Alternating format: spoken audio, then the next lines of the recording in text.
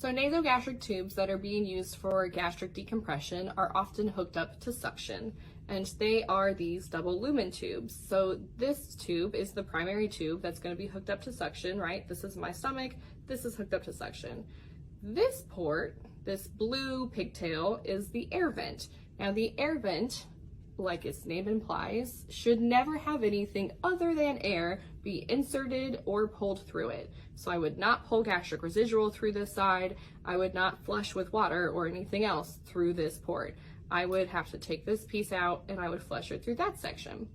So the air port is there because if this is being connected to suction for gastric decompression, sometimes pressure can build up in the stomach, and this air port just allows for that additional pressure to escape. There's nothing that might accidentally adhere to the stomach lining, and so it needs to always remain clear.